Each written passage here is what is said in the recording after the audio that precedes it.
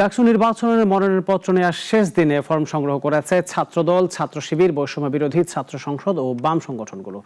দেখা যায় স্বতন্ত্র প্রার্থীদের মনোনয়নপত্র নিতেও ডাকসু নির্বাচনে এখনো প্যানেল চূড়ান্ত করেনি ছাত্রদল, বাংলাদেশ গণতান্ত্রিক ছাত্র সংসদ সহ কয়েকটি প্যানেল।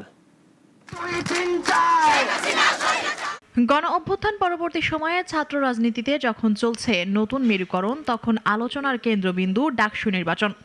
কৌশলগত কারণে মনোনয়নপত্র নিতে শেষ দিন পর্যন্ত অপেক্ষা করেছে ছাত্র সংগঠনগুলো।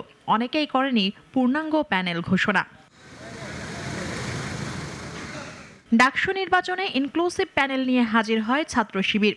ভিপি সাদিক কায়েম, জিএস ফরহাদ, এজিএস মহিউদ্দিন খান। একই প্যানেলে সদস্য পদে লড়বেন সর্বমিত্র চাকমা। আছেন জুলাই আন্দোলনে চোখ হারানো ঢাবি শিক্ষার্থী খান জসিম। হল সংসদের রেজাল্টটা আমরা এখনো পাই নাই, হয়তো আমরা গণনাগানিকের ভিতর হল সংসদে কতগুলো মনোনয়নপত্র নিয়েছে।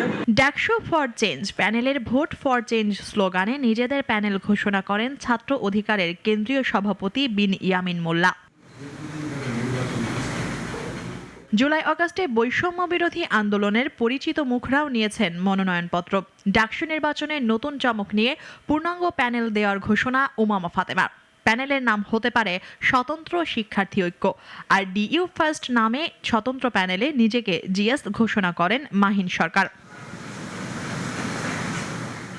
বৈষম্য বিরোধী ছাত্র সংসদের প্যানেল ঘোষণা করে বাংলাদেশ গণতান্ত্রিক ছাত্র সংসদ। তবে কে কোন পদে নির্বাচন করে জানা যাবে আগামীকাল।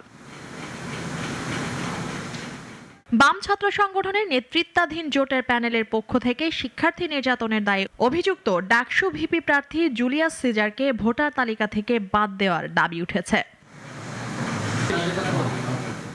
তবে দিনভর নানা নাটকীয়তা চলে ছাত্রদলের প্যানেল দিয়ে। দলের পক্ষ থেকে একটি পদের জন্য একাধিক প্রার্থীকে মনোনয়নপত্র নেওয়ার নির্দেশ দেওয়া হয়েছে বলে জানান পদপ্রার্থীরা। চূড়ান্ত প্যানেল নির্বাচন করবে দলের হাইকমান্ড। এছাড়াও কয়েকটি সংগঠনকে দেখা যায় নীতিমালা ভঙ্গ করে স্লোগান দিতে। মুনিয়া জ্যোতি, নাগরিক, ঢাকা।